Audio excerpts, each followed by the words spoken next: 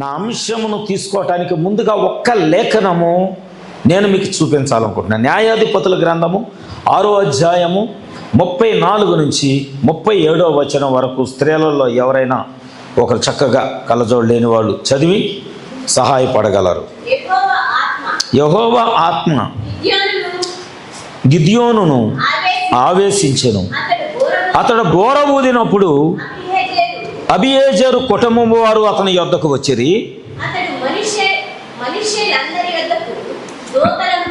మనుష్యులందరి యొద్దకు దూతలను పంపగా, అంటే మనిషి కుటుంబం వాళ్ళు అన్నమాట, కూడుకొని అతని యొద్దకు వచ్చిరి. జబాలి, నప్తాలి దూతలను పంపగా వారును కూడి ఎదుర్కొనుటకు వచ్చిరి. అప్పుడు గిద్యోను, జాగ్రత్తగా విందాం, నీవు సెలవిచ్చినట్లు నా చేత ఇశ్రాయేలీయులను రక్షింపనుద్దేశించిన ఎడలా నేను కళ్ళమున గొర్రెబొచ్చు ఉంచిన తరువాత నేల అంతయు ఆరి ఉండగా ఆ గొర్రెబొచ్చు మీద మాత్రమే మంచు పడు నెడల నీవు సెలవిచ్చినట్లు ఇశ్రాయేలీయులను నా మూలముగా రక్షించేదనని నేను నిశ్చయించుకుందునని దేవునితో అన్నాను. ఆమేన్.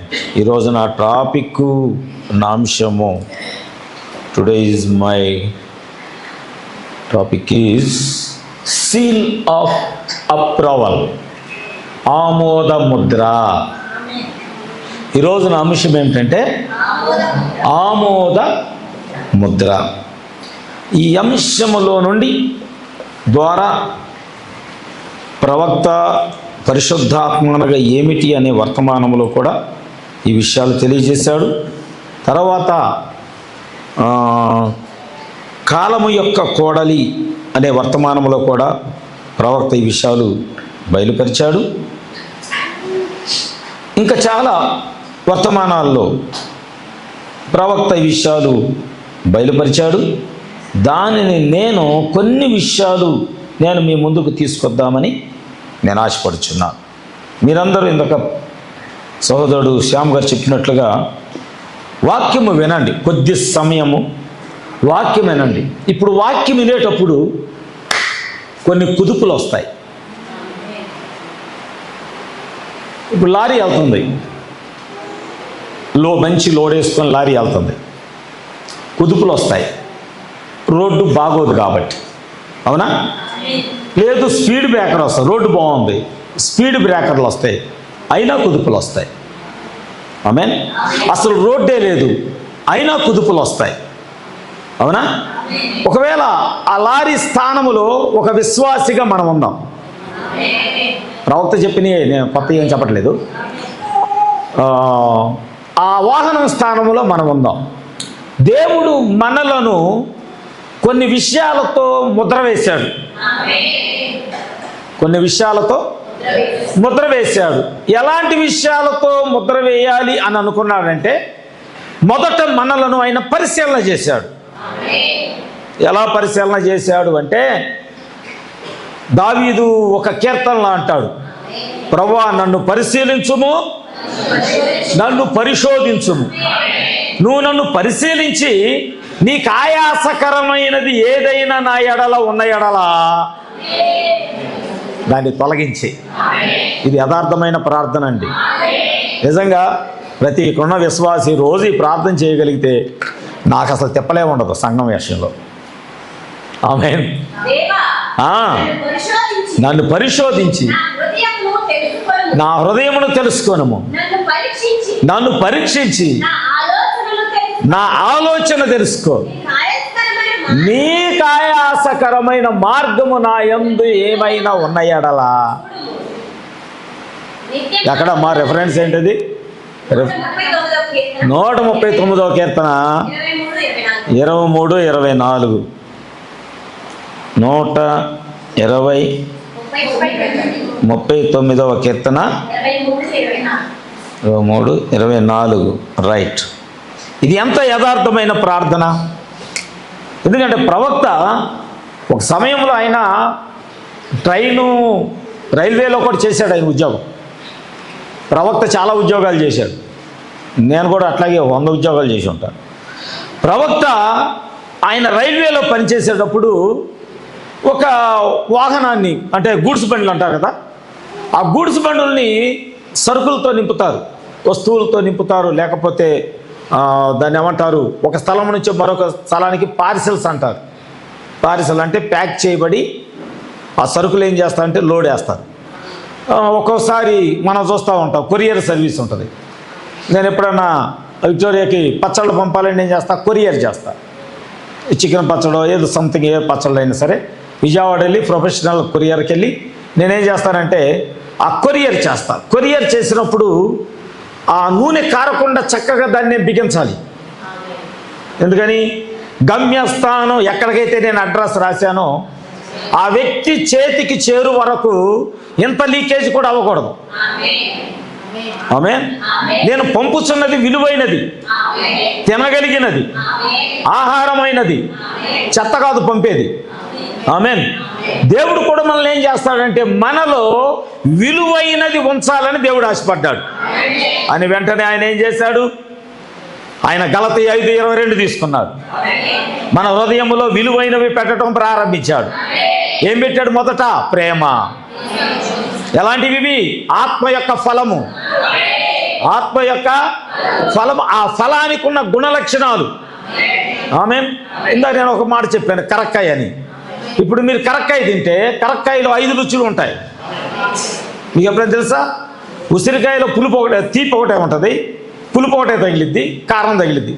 కానీ కరక్కాయలో 5 రకాల రుచులు తగులుతాయి. Praise the Lord. ఒకటి తగిలిద్ది చేదు, కారము, ఇంకా పులుపు, ఇంకా తీపి. ఈ 5 రకాల రుచులు ఆ ఒక్క కాయలోనే ఉంటాయి. కాయ ఒక్కటే, అది 5 రుచులు. ఎలాగో పరిశుద్ధాత్మ యొక్క ఫలము, లేదా దేవుని యొక్క ఫలము, లేదా వాక్యము యొక్క ఫలము, దాని గుణ లక్షణాలు ఏంటంటే దాంట్లో ప్రేమ ఉంటుందంట, సంతోషం ఉంటుందంట, సమాధానం ఉంటుంది, దీర్ఘశాంతం ఉంటుంది, దయాలత్వము, మంచితనము, విశ్వాసము, సాత్వికము, ఆశా నిగ్రహము. ఇవండి ఈ వాహనములో దేవుడు పెట్టాలనుకున్న సరుకులు. ఆమేన్. వస్తువులు లేకపోతే పదార్థాలు. ఇవి మన దేహంలో దేవుడు ఉండాలనుకుంటున్నాడు. పనికి మాలిన ఈర్ష్య, కక్ష, అసూయ, ద్వేషము, మన ఎదుట ఒకలాగా మాట్లాడి గేటు దాటగానే మరొక మాట, ఆ స్థితి మనలో పెట్టాలని దేవుడు కోరుకోలేదు. మీరు నమ్ముతారా? ఆమేన్. ఒకటే నమ్మండి, మీరు దేవుడు మనల్ని ప్రేమిస్తున్నాడు. అందుకనే మనలో అవి ఉండటము దేవుడు ఇష్టపడాడు. ఆమేన్. ఇప్పుడు సపోజు మొన్న ఇట్లాగే పచ్చళ్ళు పంపేటప్పుడు అంతా ప్యాక్ చేసాము. ప్యాక్ చేసిన తర్వాత ఏమైంది, ఆ మనవరాళ్ళు ఫోను ఆపుకొని రావాలా? ఎవరితో ఫోన్ మోగింది?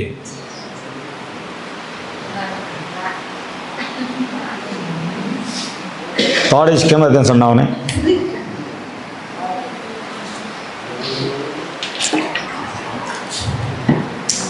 చూడండి, దేవుడు మనల్ని ఎంత జాగ్రత్తగా ఆయన కాపాడాలని అనుకుంటున్నాడంటే, ఆ టేబుల్ మీద పెట్టాము, అంతా రెడీ అయిపోయింది, ఇంకా నేను విజయవాడ తీసుకెళ్ళాలి. పార్సిల్ అంతా అయిపోయిన తర్వాత వెంటనే నా మనవరాళ్ళు వచ్చారు. మా మనవరాళ్ళు వచ్చి దాని మీద చేసిలేసి కెలగటానికి ప్రయత్నం చేస్తున్నారు. వెంటనే బన్నీయో లేకపోతే నేనో ఎవరో ఉన్నాము, వెంటనే గద్దించాం. చూడండి, ఇక్కడ ఈ పాయింట్ మీరు పట్టుకోండి. వెంటనే గద్దించాం. కన్న బిడ్డలైనా చూడకుండా, మనవరాళ్ళైనా చూడకుండా పార్సిల్ సరిగ్గా సీలివేయబడిన దాన్ని అంటుకుంటే తండ్రి ఊరుకోడు, తల్లి ఊరుకోరు, మనం కూడా ఊరుకోం. మీరు ఎప్పుడైనా సామాన్లు శుభ్రంగా ఊరు వెళ్తాను శుభ్రంగా సర్దుకోండి. సర్దుకున్న తర్వాత మీ పిల్లలు ఎవరైనా కెలకటానికి ప్రయత్నం చేస్తే ఏం చేస్తారు? మీ పిల్లలేగా. అంటే నీవే ముద్రించిన దానిని నీ సొంత బిడ్డలే పట్టుకోవడానికి నీవు ఇష్టపడకపోతే, దేవుని ఆత్మచేత ముద్రించబడిన ఆయన బిడ్డలను ఎవరైనా తాకడానికి ప్రయత్నం చేస్తే దేవుడు ఊరుకుంటాడా? అందుకే అన్నాడు ఆయన, ఏమన్నాడు? నా యందు విశ్వాసం ముంచు ఈ చిన్నవారిలో ఒకరిని అభ్యంతరపరచిన, అంటే దేవుడు ఆల్రెడీ ముద్ర వేసాడు వాళ్ళకి, వీళ్ళు నా ప్రజలు, వీళ్ళు నా బిడ్డలు. ఆమేన్. నాకు ఒక సంఘములో 3 కుటుంబాల గురించి అయితే బాగా బెంగగా ఉంది. 3 కుటుంబాల గురించి చాలా ఆందోళనగా ఉంది. ఎందుకంటే ఎప్పుడు నా దగ్గరికి పరిగెత్తుకొచ్చి ఒక భయంకరమైన వార్త చెబుతారో అని నా ప్రయాణంలో కూడా నేను వాళ్ళ గురించి ప్రార్థన చేస్తున్నా. Praise the Lord. వాళ్ళ కుటుంబంలోకి రాబోయేటటువంటి ఒక భయంకరమైనటువంటి విపత్తు. ఎందుకు ఈ మాట ఇక్కడ నేను వెల్లడి చేయవలసి వచ్చిందంటే, దేవుడు ఆ విషయాన్ని బయలుపరిచాడు. ఒక విలువైన వస్తువును నువ్వు ముద్ర వేసిన తర్వాత, సీల్ చేసిన తర్వాత, ప్యాక్ చేసిన తర్వాత, నీ సొంత బిడ్డలైనా, సొంత కొడుకైనా, మనవాళ్ళైనా, మనవరాళ్ళైనా, భార్య అయినా సరే, దాన్ని ముట్టుకుంటే నీకు ఎలాగ కోపం వస్తుందో, దేవుని యందు విశ్వాసం ఉంచిన వారి సంఘమును కూడా ఎవరైనా అభ్యంతరపరిస్తే, ఎవరైనా ఆటంకపరిస్తే, దేవుడు అన్నాడు, వాడి మెడకు తిరగటరాయి కట్టబడి మిక్కిలి లోతైన ముంచివేయుట వాడికి మేలంట, వాళ్ళకే మేలంట. అంటే మంచి చావు అది. దేవుడు వారికి, అంటే తన బిడ్డల వైపు ఏలు చూపించిన, తన బిడ్డల మీదకి తిరుగుబాటు వచ్చిన, దేవుడు చేర్చుకున్న వారి ఎడల అధికమైనటువంటి ఈర్ష్య, అసూయ, ద్వేషము. ప్రవక్త ఏమన్నాడంటే, ఒకవేళ నిజముగా దేవుడు నీకు ఆమోద ముద్ర వేస్తే, సీల్ ఆఫ్ అప్రూవల్ అని ఎందుకన్నానంటే, ఎందుకు ఆమోద ముద్ర? లోపల రుచిగల పదార్థము, లోపల రుచిగల వాక్యము. అవునా? ఆమె ఆయనే దాన్ని మూత పెట్టాడు. పరిశీలన చేయువాడు కూడా ఆయనే, ముద్ర వేయువాడు కూడా ఆయనే.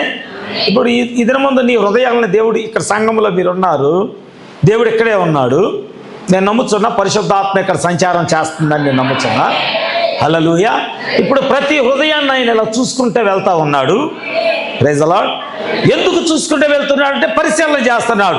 నేను చెప్పిన ఆత్మఫలము, ఆ గుణ లక్షణాలు ఉన్నాయా లేవా, ఈ స్త్రీలో ఉన్నాయా లేవా, ఈ విశ్వాసలో ఉన్నాయా, ఈ పరిశుద్ధిలో ఉన్నాయా, ఈ పురుషుల్లో ఉన్నాయా లేవా, ఈ స్త్రీలలో ఉన్నాయా లేవా. సంఘములో కూర్చున్న చిన్న బిడ్డ మొదలుకొని పెద్దవారి వరకు అందరి హృదయాలను దేవుడు పరిశీలన చేస్తున్నాడు. ఆమేన్. పరిశీలన చేసినప్పుడు నీలో దేవునికి ఆ గుణలక్షణాలన్నీ కనబడగానే ఆయన ఏం చేస్తాడంటే ముద్ర వేస్తాడు. ఆమోద ముద్ర. ఎక్కడా లీకేజీలు లేవు. ఏం చేస్తాడు ఆయన? ఎక్కడా లీకేజీలు లేవు, అన్నీ సరిగ్గానే ఉన్నాయని ఆమోద ముద్ర వేసి, ఎప్పటి వరకు ఆ ముద్ర తీయబడదు? ఎఫెసీ 4:30. ఎందుకంటే నువ్వు ఎప్పటి వరకు ముద్రించబడ్డావో అది కూడా నీకు తెలియాలి. సగం దూరం వరకు కాదు. ప్రయాణంలో నీకు ఇక్కడి నుంచి మనం విజయవాడ వెళ్ళాలంటే మధ్యలో 7-8 ఊర్లు దాటాలి. వెలగలేరు వరకు కాదు నువ్వు ముద్రించబడింది. మధ్యలో ఉన్న ఊర్లు, మధ్యలో తగిలే ఊర్ల వరకు కాదు నువ్వు విమోచించబడింది. ఓ జగత్పునాది వేయబడక మునిపే విమోచన దినము వరకు. ఆమేన్. విమోచన దినము వరకు దేవుడు తన పరిశుద్ధాత్మతో నీకు ముద్ర వేశాడు. ఆయన ముద్ర వేయటానికి ముందుగా ఆయన నిన్ను పరిశోధించాడు, ఆయన నిన్ను పరిశీలన చేశాడు. ఆమేన్. ఆమేన్. పరిశోధించాడు,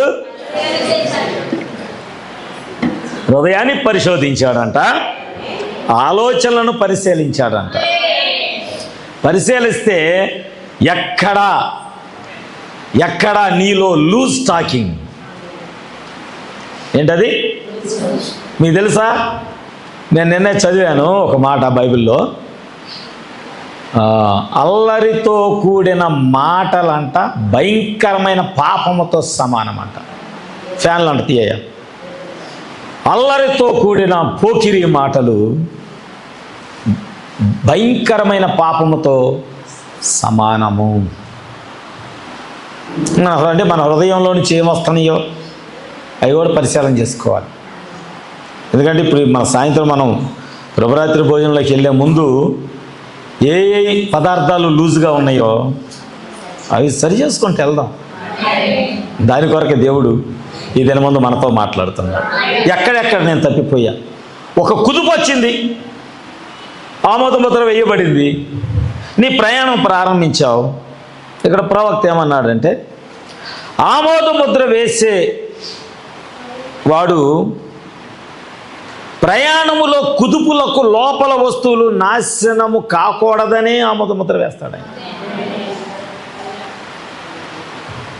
కుదుపులు అంటే ఏమిటి? కుదుపులు అంటే ఏమిటి? నేను మీకు ఒక లేఖనం చూపిస్తాను. గలతీయులకు రాసిన పత్రికలోనే 5వ అధ్యాయంలోనే 25, 26 వచనాలు చూద్దాం. కొన్ని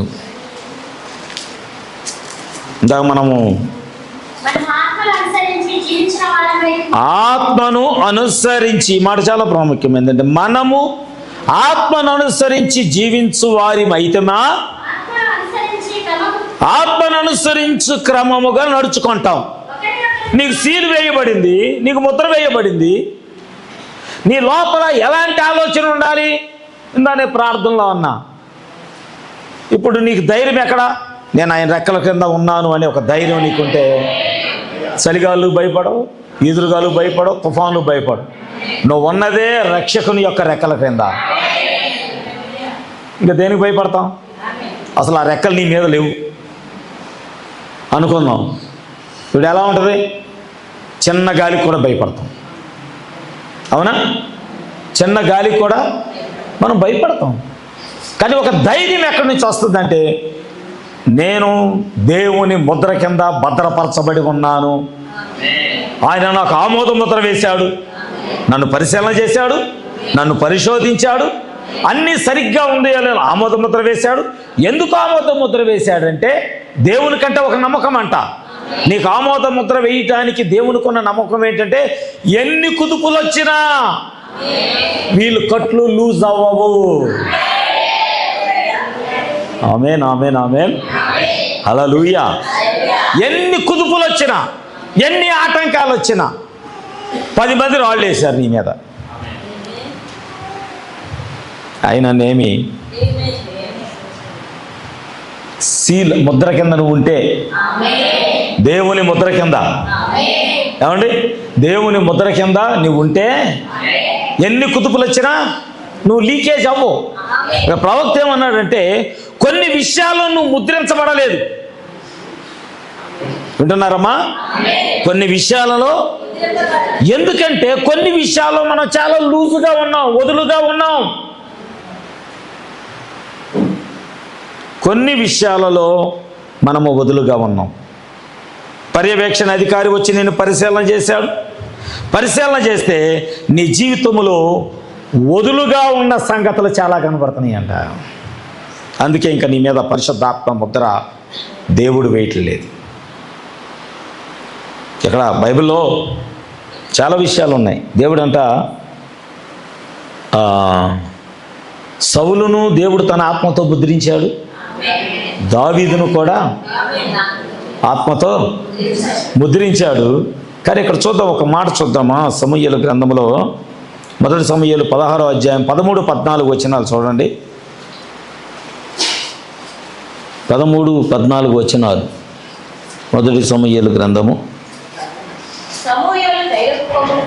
తీసి చేశాను.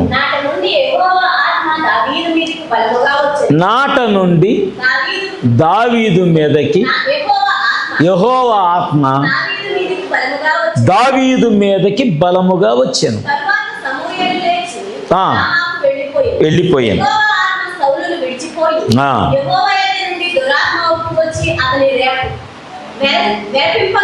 చాలు చాలు చాలండి. దేవుని యొద్ద నుంచి దురాత్మ వచ్చి సౌలును బలపరుస్తుంది. చూడండి, ఇప్పుడు ఎవరెవరు ఏ ముద్రల కింద ఉన్నారో మనం చూస్తున్నాం. మొదట సౌలు కూడా దేవుని ఆత్మచేత ముద్రించబడిన వాడే. ఆమేన్. కానీ కొన్ని విషయాలు, అసూయ, అసూయ. ఏమిటి అసూయ? దావీదు వేల కొలదిగా, సౌలు వేల కొలదిగా, దావీదు 10,000 కొలదిగా. వెంటనే ఏమొచ్చింది లోపలికి? దేవుడిచ్చిన ఫలాల్లో ఒకటి లూజ్ అయిపోయింది. ఏమైంది? ఒక ఫలము లూజ్. దేవుడు పరిశీలన చేస్తున్నాడు. ఇప్పుడు కూడా మనం ఎంత వాక్యం విని, వర్తమానం విని, మన హృదయాల్లో కూడా అసూయలు, ద్వేషములు, ఏమండి అదేం చేస్తుందో తెలుసా? ఈ మాట వినండి. అసూయ రాగానే, నేను రాత్రి పండుకున్న మధ్యరాత్రుల్లో 1 గంట లేచాను నిద్రపట్టగా. ఎందుకంటే మళ్ళీ వాక్యం గురించి నాకు టెన్షన్ పెరిగిపోయి నేను అంత వాక్యం చూసుకోవటం కుదరలా, చావుకి వెళ్ళాను కాబట్టి. అయినా నేను ప్రార్థన చేశాను, ప్రభా ఏంటి ఏంటి ఏంటి ఎవరెవరిని నువ్వు ఎలా ముద్రించావు? ఇప్పుడు యాకోబు సంతానం ఉంది, సహోదరులు అందరూ ఉన్నారు, వాళ్ళల్లో యోసేపు కూడా ఉన్నాడు. వీళ్ళందరూ అబ్రహాము యొక్క సంతానమే. కానీ యోసేపు అంటే అన్నలకి ఏమొచ్చింది? అనసూయ కాదమ్మా, అసూయ. ఏమొచ్చింది? అసూయ. అసూయ. వీడు మాకంటే ప్రార్థనాపరుడు, వీడు మాకంటే కలలుగా అంటున్నాడు, వీడు మాకంటే దర్శనాలు ఎక్కువ చూస్తున్నాడు. ఒకప్పుడు మేమందరం వెళ్ళి అడుగు మొక్కాలంట. దేవుడు నిర్ణయిస్తే చిన్నోడికైనా వెళ్ళి మొక్కాల్సిందే. దేవుడు నిర్ణయిస్తే అడవిలో ఉన్న దావీదునైనా ఆయన తీసుకొచ్చి రాజుని చేస్తే అన్నలందరూ దావీదు కింద సైనికులుగా ఉండాల్సిందే. దావీదేనో రాజు, అన్నలేనో సైనికులు. దేవుడు అలా ద్వారాలు నువ్వేం చేస్తావు? నేనేం చేయను. ఏం చేస్తాం? కానీ నీలో ఆత్మ ఫలము, దేవుడు నీలో పెట్టిన మంచి పదార్థాలు ఏమైనా లూజ్ అయిపోయాయి. విశ్వాసానికి బదులుగా అవిశ్వాసము, దేవుని ఆత్మకు బదులుగా దురాత్మ, ప్రేమ, సమాధానము, సంతోషము, ఆశా నిగ్రహము, మంచితనము, దీర్ఘశా ఇవన్నీ ఉండాల్సిన స్థలములో అసూయ. 26వ వచనం, 5వ అధ్యాయం 26వ వచనం. ఒకరిని అనుసరించి ఒకరికొకరము వివాదము రేపకయు, ఒకరి యందు ఒకరు అసూయ పడకయు, వృధాగా అతిశయ పడకయు ఉందుము. ఒకరినొకరు అంట వివాదం రేపుకోకూడదంట, ఒకరికొకరు అసూయ పడకూడదు. ఇవన్నీ దేవుడు ఎందుకు నిన్ను ఇంకా పరిశుద్ధాత్మతో ముద్రించట్లేదంటే, ఆ పరిశీలకుడు, ఆ పర్యవేక్షణ అధికారి ప్రభువైన యేసుక్రీస్తు నిన్ను, నీ హృదయాలను పరిశీలన చేస్తే ఇవన్నీ లూజులు అయిపోయి ఉన్నాయి. ఏది? గలతీ 5:22లో ఉన్నాయన్నీ అన్నీ లూజ్ అయిపోయాయి. అందుకనే సౌలును చూస్తూ ఉంటే, చూడండి ముగిస్తా, త్వరగా ముగిస్తా. సౌలును చూస్తూ ఉంటే సౌల్లోనంట ఇతరుల మీద కక్ష స్వభావాన్ని ఎందుకు పెంచుకున్నాడు అని దేవుడు హృదయాలను పరిశీలన చేస్తే, దేవుని వాక్యాన్ని వీళ్ళు తప్పుత్రోవ పట్టిస్తున్నారనే స్వభావమే ఎక్కువ కనబడిందంట. ఎందుకంటే సౌలు ధర్మశాస్త్రాన్ని నమ్మినవాడు. అతడు నమ్మిన దాంట్లో యథార్థంగా ఉన్నాడు. దేవుడు ఆ యథార్థతను చూసి వీడిని మార్చుకోవాలని దేవుడు ఆలోచన కలిగి, ఒకప్పుడు హింసకుడు, ఒకప్పుడు దూషకుడు, హానికరుడు, సంఘాన్ని హింసించిన వాడు, దేవుని బిడ్డలను చిత్రహింసలకు గురి చేసిన వాడు, అనేక మందిని మరణానికి అప్పగించడానికి సిద్ధపడినవాడు, పరిశుద్ధులను చంపుతుంటే సాక్షులుగా నిలబడినవాడు. అలాంటి వాడిని దేవుడు ఏం చేశాడో తెలుసా? పరిశుద్ధాత్మ ముద్ర వేశాడు. దేవుడు ఎన్నుకున్నాడు. ఎన్నుకున్న తర్వాత కుదుపులు రాలేదా? చెప్పండి. ఇప్పుడు దేవుడు ఎన్నుకున్న తర్వాత, సౌలు పౌలుగా మార్చబడిన తర్వాత అతని జీవితంలో కుదుపులు రాలేదా? అన్నారు, వీటిని రాళ్లతో కొట్టి చంపండి. వాళ్ళు ఇప్పుడు నీ మీద ఎవరైనా ఒకరు రాయి వేస్తే నీ హృదయం ఎలా ఉంటుంది? వాళ్ళు వేసింది ఒక రాయే, కానీ నువ్వైతే 100 రాళ్ళు రెడీ పెట్టుకుంటావు గొయ్తులు తవ్వటానికి. అంటే నీ హృదయం కూడా చెడిపోయింది అక్కడ. అది ఇక్కడ అన్నాడు, ఒకరికొకరు వివాదము రేపక. ఒకరి విషయంలో నేను సంఘానికి ఒకటే చెప్తానండి, మీ మీద ఎంతమంది వివాదాలు రేపినా మీ హృదయాలు ప్రశాంతంగా ఉంచుకోండి. అప్పుడు ఆ పాపం మీకు అంటదు. ఆ పాపము మీకు, ఒకవేళ నువ్వు కూడా వివాదంగా తయారైతే ఇద్దరు కృపా గొడవ నుంచి ఇద్దరు నరకానికి పోతారు. నా టికెట్ కొనమంటే కొంట వాళ్ళకే వెళ్తానంటే. కానీ అలా ఉండకూడదని దేవుడు చెప్తున్నాడు. ఆయన మనలో మంచి పదార్థాలు పెట్టి ఆయన ఏం చేశాడంటే పరిశీలన చేసి ప్రయాణం అంతటిలో ఎన్ని కుదుపులు వచ్చినా వీరు చెదిరిపోకూడదని ఆయన ఏం చేస్తే ఆమోద ముద్ర వేశాడు. సీల్ ఆఫ్ అప్రూవల్ అంటే అదే ముద్ర వేయటం. ఎందుకంటే మన ప్రయాణం పరలోకానికి. ఆమె పరలోకానికి మన ప్రయాణం. ఇప్పుడు సౌలుకి కుదుపులు వచ్చాయి, రాళ్లతో కొడతామన్నారు, కొరడాలతో కొడతామన్నారు, అన్నం పెట్టలేదు, ఇంకా ఎక్కడా జైల్లో వేశారు, చెరసాల్లో వేశారు, బంధకాలు వచ్చాయి, బంధించబడ్డాడు. వినండి వినండి వినండి, ఎన్ని కుదుపులు, ఎన్ని కుదుపులు! అవమానపరిచారు, నిందలు వేశారు, కోర్టులో నిలబెట్టారు. పెట్టలేదా? ఎథెన్స్లో తీసుకెళ్ళి చెరసాల ఒక బోన్లో నిలబెట్టలేదా? ఆమేన్. విగ్రహారాధన స్థలుగుతున్నటువంటి ఆ స్థలములోకి తీసుకొని వెళ్ళి కూర్చోబెట్టి అక్కడ డిబేట్ చేయలేదా? ఇవన్నీ కుదుపులే. అయినా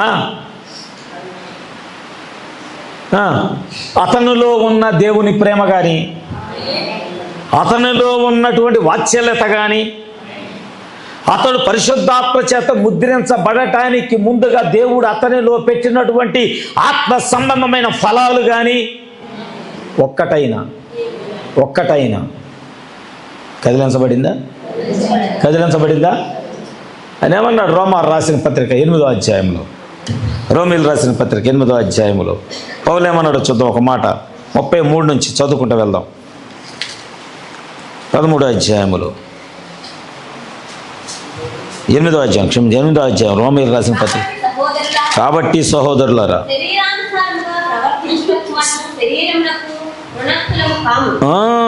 శరీరానుసారంగా ప్రవర్తించడానికి మనం శరీరమునకు రుణస్థులము కాము.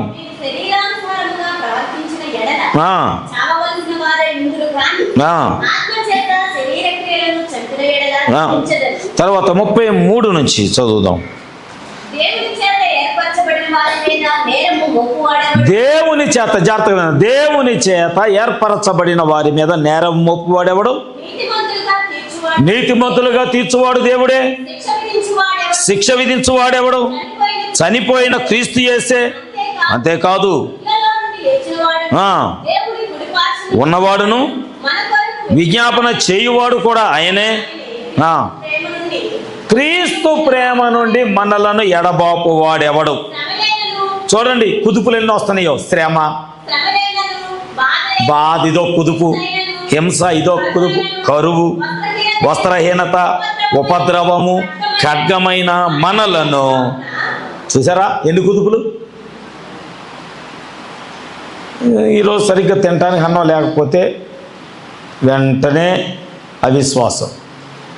ఎంత ప్రార్థన చేసినా దేవుడు మాకు ఇలేదే, ఎంత ప్రార్థన చేస్తున్నా దేవుడు నాకేం సహాయం చేయట్లేదే. దేవుడు అంట నిన్ను పరిశీలన చేస్తానంట, 1, 4, 5 కుదుపులు దాకా చూస్తాడంట దేవుడు. చూడమ్మో, కొన్ని కుదుపులు చూస్తాడంట నీ జీవితంలో. ఈ కుదుపులు వచ్చినప్పుడు సరిగ్గా ఉంటున్నారా, పడిపోతున్నారా? ఏసేపునేమన్నారు? ఒరే కలలు కనోడా ఇట్రారా, ఒరే దేవుని బిడ్డ ఇట్రారా, ఓ ప్రార్థనకి వెళ్ళోడా ఇట్రా. ఎన్ని కుదుపులే. ఏసేవేమి చెల్లించలా. అరే ఈ వస్త్రాలు తీసేయండి రా, దిగంబరం చేశారు, చెల్లించలా. ఎత్తి గోతులో పడేయండి రా, పడేశారు, చెల్లించలా. రక్తం కారుతుంది గోతులో. సాయంత్రం అయింది, ఐగుప్తీయులు వస్తున్నారు, అరే ఈయన పైకి లేపి తీసుకెళ్ళి వాడు నమ్మేయండి రా. ఇవన్నీ నీ జీవితంలో జరిగితే, ఈ కుదుపులు ఒకటి జరిగితే చాలు. నేను పలానా ఇట్ట అన్న అంటండి అయ్యగారు మా గురించి. ఇక మామూలు కుదుపులు కాదు. చేసా బద్దలైపోవాలా, లోపల ఉన్న కారం అంతా బయటికి రావాలా, నూనె అంతా అందరి మొహాల మీద పడాలా. ఒక్క కుదుపుకే ఒక్క కుదుపు. అందుకే దేవుడు అంట నీకు ఇంకా ఆమోద ముద్ర వేయకుండా ఆపుతున్నాడు అంట. మరి ఆమోద ముద్ర లేకుండా నువ్వు ప్రభురాత్రి భోజనం ఎలా చేయబెడతావు? నువ్వు సరి చేసుకోకుండా దేవుణ్ణి అడగకుండా ప్రభా, ఎందుకంటే పౌలు ఎంతగా కుదిపించబడ్డాడు అంటే శ్రమ వచ్చింది, హింస వచ్చింది, వస్త్రహీనత వచ్చింది, కరువు వచ్చింది, ఉపద్రవం వచ్చింది, మరణం, ఖడ్గమంటే మరణం వచ్చింది. అయినా దేవుని ప్రేమ నుంచి నన్ను ఏది ఎడబాపలేదు. ఎంత ముద్ర వేయబడ్డాడండి. నిన్ను కూడా దేవుడు అలా పరిశీలన చేస్తున్నాడు. నన్ను మనందరినీ దేవుడు అలాగే పరిశీలన చేస్తున్నాడు. యేసేపును కూడా దేవుడు అలాగే పరిశీలన చేశాడు. అన్నలందరూ అవమానిస్తున్నారు, సహోదరులు. ఇప్పుడు సంఘం అనుకుందాం. మనందరం అన్నదమ్ములుగా, సహోదరీలుగా, దేవునిలో మన కుమారులుగా, కుమార్తెలుగా ఉన్నాం కనుక ఇప్పుడు మనం అందుకున్నాం. మన సంఘంలో ఎవరైనా ఏదైనా అంటే చెప్పండి, దేవుడే నిన్ను తిట్టడానికి దేవుడే సంఘంలో ఒకరిని ప్రేరేపిస్తే అనుకుందాం. యూదులందరూ పౌలుని తిడుతున్నారు. ఇక్కడ యూదులందరూ ఒకసారి సౌలుకి జై అన్నారు. ఇప్పుడు యేసు ప్రభువే నిజమైన దేవుడు అనగానే వాళ్ళకి విరోధి అయ్యాడు. అన్నారు, వీడిని హింసించండి, రాళ్లతో కొట్టండి, స్టెఫెను చంపినట్టు చంపండి. చూడండి ఎలాంటి కుదుపులు. నువ్వు ముద్రించబడి ఉంటే యేసేపుకి రాలేదు అలాంటి కుదుపులు వచ్చాయి. మాట్లాడాడా? చెరసాల్లో వేయబడ్డాడు. అక్కడ కూడా దర్శనాలు చూస్తానే ఉన్నాడు. ఆమె అందుకే అన్నాను, మనకి శోధనలు వస్తాయి, పోతాయి, బలహీనతలు వస్తాయి, పోతాయి, కరువు వస్తుంది, పోతాయి. ఈ రోజున మనకి చేతిలో నిన్న రూపాయి లేకపోవచ్చు, కానీ ఈరోజు లక్షల కట్టలు ఇంట్లో ఉండొచ్చు. ఆమె ఈరోజు తినడానికి ఇంట్లో బియ్యం లేకపోవచ్చు, రేపు ఎల్లుండిలో 10 బస్తాలు ఇంట్లోకి వచ్చి పడవచ్చు. ఇవన్నీ తాత్కాలికం, టెంపరీ. బలహీనతలన్నీ టెంపరీ, కరువు టెంపరీ, హింసలు టెంపరీ. కానీ దేవుడు ఈ రోజున అమ్మ వినండి, ఎందుకు పొద్దు గేట్లకి వెళ్ళి తలకాయలు తిప్పి చూస్తున్నారు? అక్కడ ఏదైనా కఠిన కట్టండి. మెండరాలు పట్టిన ఏమన్నా పొద్దు ఇలా తిరిగిపోతున్నారు గేట్కి వెళ్ళి. నాకే మెండరం బట్టి నేనే తిప్పలేక మీతో మాట్లాడుతున్నాను. తిరగమాహండాడు. దేవుని ముద్ర లేదు మీ మీద, అందుకనే మీరు కదిలించబడుతున్నారు. కుదుపులకి ఆ ముద్ర లేదు. నీ జీవితంలో ఎలాంటివి ఉన్నాయంటే వదులైన సంగతులు అవే. అసూయ మనం చదువుకున్న దాంట్లో, గలతీలో విభేదాలు, ఒకళ్ళని గట్టిగా పొగిడితే మనం తట్టుకోలేం, లేదా ఒకళ్ళని తిడతంటే హృదయం మొలక చెట్టు మామూలుగా ఎక్కరో అమ్మ దాని నిండా పురుగులు ఉన్నాయి, గోమారులు ఉన్నాయి, లేకపోతే గజ్జి పురుగులు ఉన్నాయన్నా అసలు ఆనందం తిడుతుంటే మేము అయ్యేం పట్టించుకోమండి. మా హృదయం ఉప్పొంగుతూనే ఉంటుంది. చూడండి, ఒక రోజున నేను అందుకే అంటున్నాను, ఒక రోజున ఖచ్చితంగా ప్రభు పాదాల దగ్గర పరిగెత్తుకొచ్చి దైవజనుడా, సేవకుడా, మా పరిస్థితులు తల్లకిందులైపోయాయి, కొండ మీద నుంచి దేవుడు మమ్మల్ని లోయలోకి నెట్టేశాడనే మాటలు రాబోతున్నాయి. అది రాకమునిపే నువ్వు సరి చేసుకో. దేవుని దగ్గరికి వెళ్ళి ప్రభువా, దావీదు చేసిన ప్రార్థన, నా హృదయాన్ని పరిశీలన చేయి, నా మనస్సును పరిశీలన చేయి. దావీదు సౌలుకి వెళ్ళి చూస్తే దావీదు మీద చెడ్డ హృదయం కలిగి ఉన్నాడంట. వెంటనే ఆ ముద్రని అస్సలు తీసేశాడంట దేవుడు. నువ్వు ఎంతకాలం దేవుని ఆత్మతో నింపబడి ఉండొచ్చు, ఒకవేళ నీలో సౌలు లాంటి అసూయ, ద్వేషములు, భక్తి కలిగిన వారు, లేకపోతే ప్రార్థన చేసేవాళ్ళు, లేకపోతే ఒక కుటుంబం ఎదుగుతూ ఉంటే, ఒక కుటుంబం ఉన్నతమైన స్థితిలో దేవుడు వాళ్ళని ఆశీర్వదించాడు. నువ్వు కూడా ప్రార్థన చేయి, నిన్ను కూడా ఆశీర్వదిస్తాడు. పనికి వెళ్తే కూలి వచ్చిద్దండి, అవునా?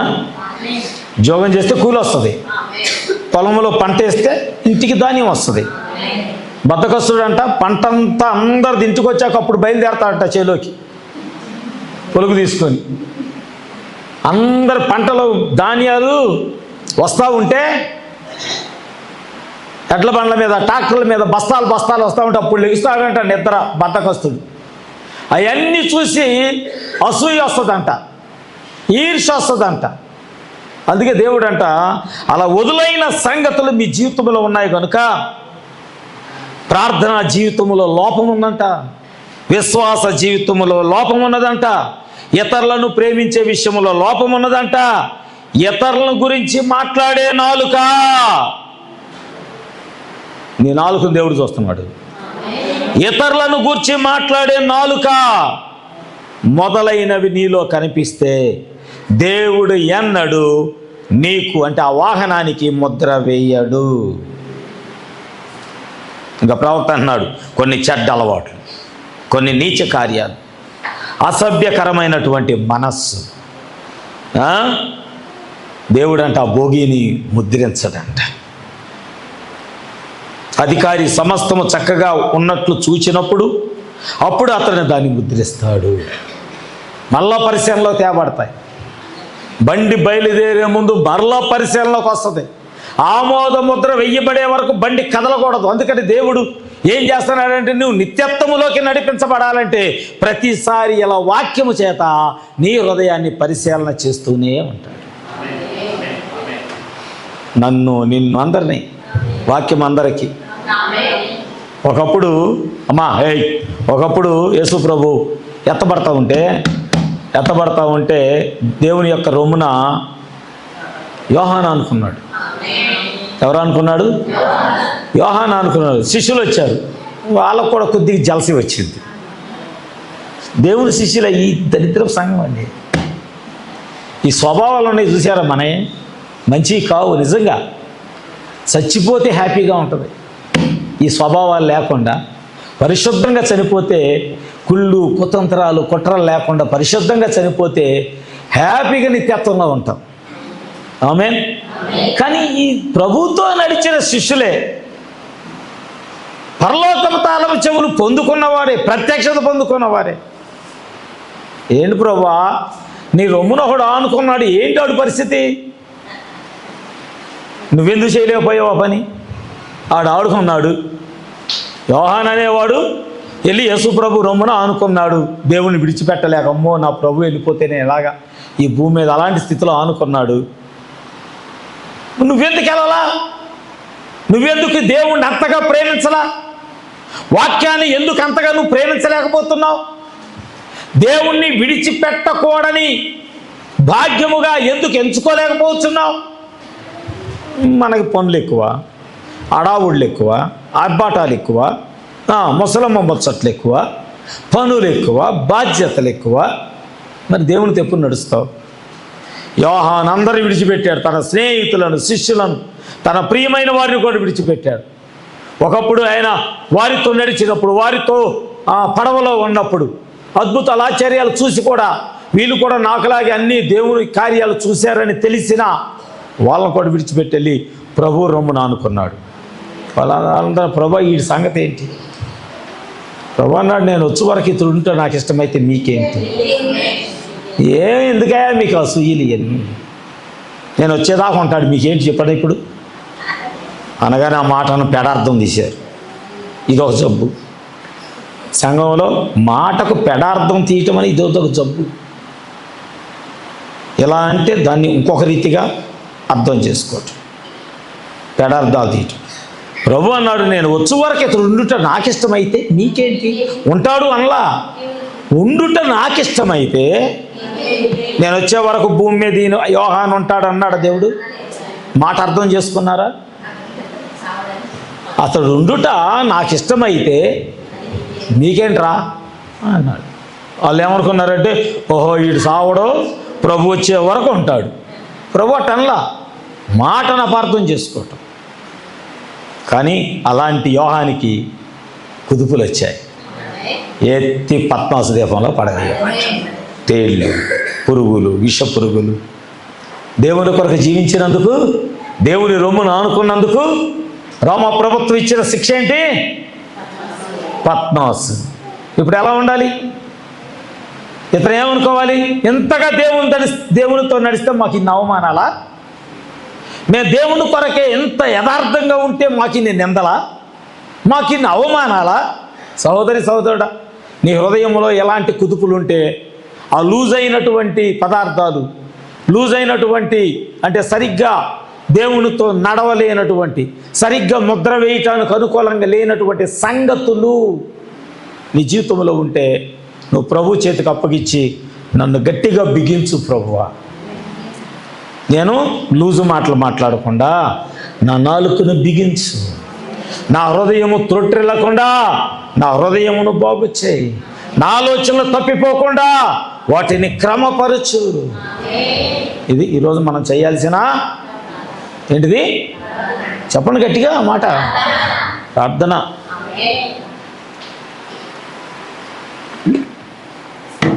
పద్మాస దీపంలో వేయగానే ఇంకా దేవుని ఆత్మతో నింపబడ్డాడు, ఇంకా పరిశుద్ధతతో నింపబడ్డాడు. ఎంతగా అంటే దేవుని యొక్క ఆత్మ వచ్చి అతన్ని పరలోకము తీసుకెళ్ళే అంతగా ముద్ర వేయబడి ఉన్నాడు. ఆమేన్, హల్లెలూయా. ఈ రోజున నువ్వు అలాంటి స్థితిలో నువ్వు ఉండగలిగితే పరిశుద్ధాత్మ అంట నీకు ఒక నిశ్చయత. ఏ నిశ్చయత? నేను భద్రంగా ఉన్నా, నేను భద్రపరచబడి ఉన్నా, దేవుని ముద్ర నా మీద ఉన్నది, నేను కదల్చబడను, నేను కదల్చబడను.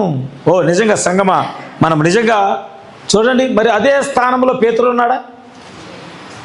యోహాను చూసిన దర్శనాలే, దేవుడి కార్యాలని యోహాను చూసిన అన్ని పేతురు చూశాడా చూడలేదా? చూశాడా లేదా? చెప్పండమ్మా, నేను ముగిస్తున్నా, కళ్ళు తెరవండి. చూశాడా లేదా? చూశాడు. మరి అదేంటి ఆయన ఎవరో నాకు తెలియదు అన్నాడు? కుదుపు. మేము ప్రార్థనకి వెళ్ళమండి అప్పుడప్పుడు. ఈఆర్ఓ వచ్చింది, అమ్మాయి వచ్చింది గర్భారంలో, వాళ్ళ ఇంటికి వెళ్ళింది, అమ్మా మీరు ప్రార్థనకి వెళ్తారా, గవర్నమెంట్ చార్టర్ వచ్చింది. ఎప్పుడెప్పుడో తప్ప, అప్పుడప్పుడు తప్ప. అయ్యగారు ఎప్పుడన్నా ఏదన్నా ఇస్తారంటే అప్పుడు తప్ప, భోజనాలు ఉన్నాయంటే అప్పుడు తప్ప. మేము ప్రార్థనకి వెళ్ళమండి. రాయాలిగా, రిపోర్ట్ రాయాలి కదా, వీళ్ళు ప్రార్థనకి వెళ్తారా వెళ్ళరా అని. వచ్చేస్తుంది, నెక్స్ట్ వచ్చేస్తుంది, అది ప్రతి ఇంటికి వస్తారు. కేవైసీ చేయాలి కదా, ఈసారి కేవైసీకి బహుశా రావచ్చు, మీరు ప్రార్థనకి వెళ్తారా వెళ్ళరా అని. ఇప్పుడు పేతురులాగా ఉంటారా? యోహానులాగా దేవుడిని ఆనుకోరు ఉంటారా? పర్వతాలు తొలగినను, మేటలు తత్తరిల్లినా, పర్వతాలు తొలగినను,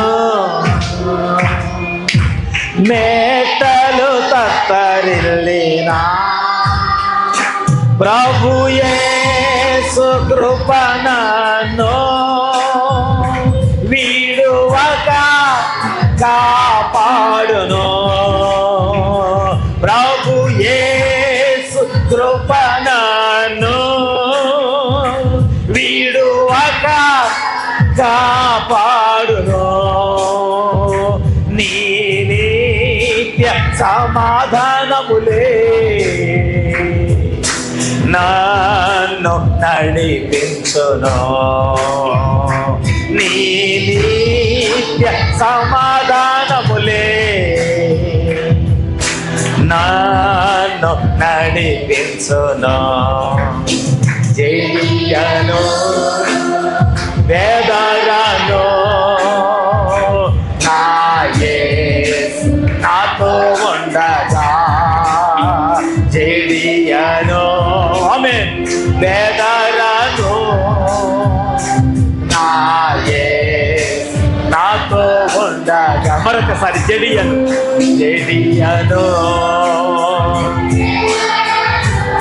నేను ముద్ర వేయబడి ఉన్నాను, నాతో ఉండగా, జడియను పేదరాను నా యేసు.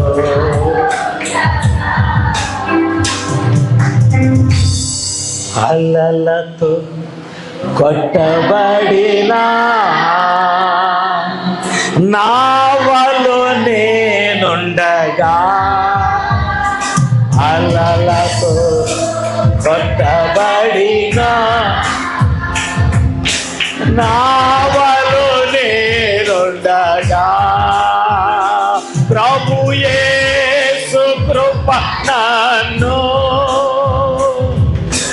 కాక కాపాడును. ప్రభు యేసు కును కాక కాపాడును. ప్రభువైన యేసు నాకు జీవితమంతా పాడెదను. ప్రభువైన యేసు నాకు జీవితమంతా పాడెదను. జడియను బెదరను, నా యేసు నాతో ఉండగా. జడియను యేసయ్యా, నా యేసు నాతో ఉండగా. జడియను బెదరను, నా యేసు నాతో. జడియను యేసయ్యా, నా యేసు నాతో ఉండగా.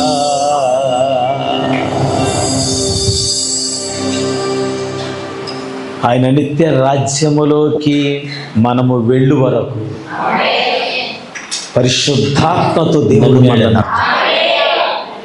ఆయన ముద్రించాడు. అంటే ఎలాంటి కుదుపులు వచ్చినా నువ్వు కదల్చబడవని, ఎలాంటి కరువు వచ్చినా,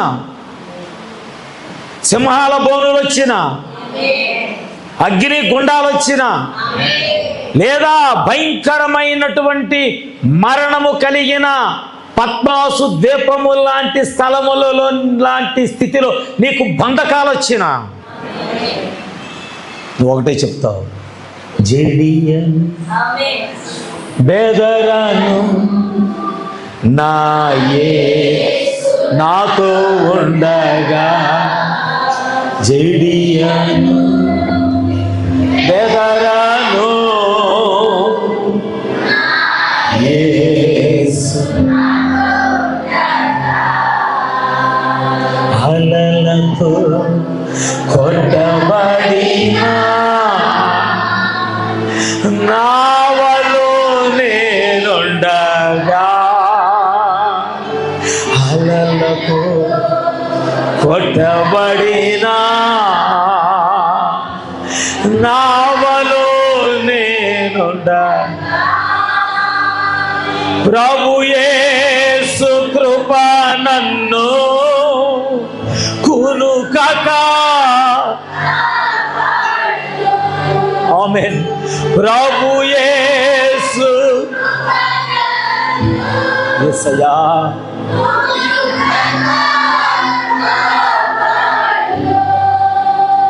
ప్రభువైన యేసు నాకు జీవితమంతా పాడెదను. ప్రభువైన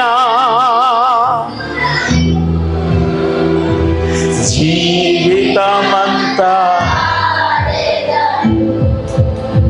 జడియను బెదరను, నా యేసు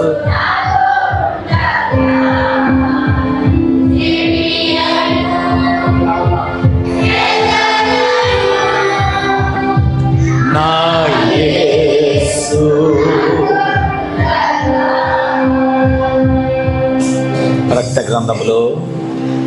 ప్రకటన గ్రంథములో నలుగురు దూతలు ఉన్నారు. వారు భూమి మీదకు పంపబడ్డారు. వారు భూమి మీద, ఆకాశము పైన, చెట్ల మీద, సమస్తము మీద అధికారము పొందిన వారై ఆకాశము నుండి వచ్చే వాయువులను ఆపివేశారు. నీటి మీద, సముద్రం మీద నుంచి వచ్చే వాయువులను ఆపివేశారు.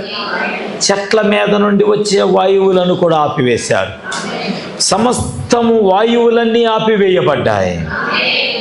వాయువులు, దూతలు, దాసులు వాయువులు అనగా యుద్ధములు, సమస్త యుద్ధములను ఆపివేశారు. ఎందుకొరకో తెలుసా? తూర్పు భాగము నుంచి దేవుని యొద్ద నుండి దేవుని ముద్ర కలిగిన ఒక దూత భూమి మీదకి దిగి వస్తున్నాడు. ఆ దూత వచ్చి ఏమని ప్రకటించాడో తెలుసా? దేవుని ముద్ర ఆయన ఏర్పాటులో ఉన్న వారి మీద వేయు వరకు సమస్త యుద్ధములను ఆపివేయవలెను. తన ప్రజల కొరకు దేవుడు ఎలాంటి శ్రద్ధ వహిస్తున్నాడు చూడు. నీ కొరకు ఆయన యుద్ధాలు ఆపేస్తున్నాడు. ఎందుకంటే నువ్వు ముద్రించబడాలని. నీ నొసటి మీద ఆయన ముద్ర వేయాలనుకుంటున్నాడు. కానీ సౌలు మీద దేవుని యొక్క సన్నిధి నుంచి దురాత్మ వచ్చినట్లు కాదు, దావీదు మీదకి దేవుని ఆత్మ వచ్చినట్లుగా. ఎందుకంటే దావీదు దేవుని ప్రజలను ఏలాలని. గిద్యోను మీదకి దేవుని ఆత్మ వచ్చినట్లుగా, ఎందుకంటే ఇశ్రాయేలీయులకు జయము తేవాలని. దేవుడు నిన్ను ఎందుకు ముద్రించాలనుకుంటున్నాడు? ఈ దినమందు ఆయన వైపు చూడగలుగుతావా? నిజముగా లెక్కించబడిన జనాంగము 1,44,000 మంది ముద్రించబడే వరకు ఆ 4 దూతలు 4 దిక్కుల నుండి వచ్చే వాయువులను ఆపివేశారు. ఈ దినముందు నీ ఎడల కూడా అలాంటి శ్రద్ధ తీసుకుంటున్నాడు ఆయన. ఎందుకంటే ఒక రోజున రాజు ఎదుట, నిత్యత్వములో ఆయన ఎదుట మనం నిలబడబోచున్నాం. మన ప్రయాణం అక్కడ వరకు ఎన్నో కుదుపులు వస్తాయి. నీ ఓడ ప్రయాణములో సముద్రములో అలలు వచ్చి నీ ఓడను కొడతాయి, పర్వతాలు తొలగిపోతాయి, మెట్టలు దత్తరిల్లుతాయి, భయంకరమైన పరిస్థితులు వస్తాయి. అయినా పౌలు చెప్పినట్లుగా ఆయన ప్రేమ నుండి నన్ను ఎడబాపునది ఏదియూ లేదు. హల్లెలూయా. 2 నిమిషాలు ప్రార్థన చేద్దాం. 2 నిమిషాలు.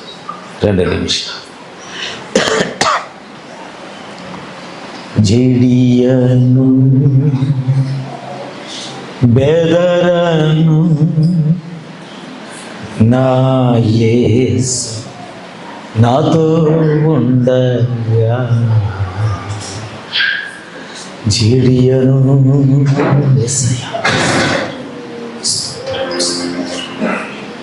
పరిశుద్ధుడా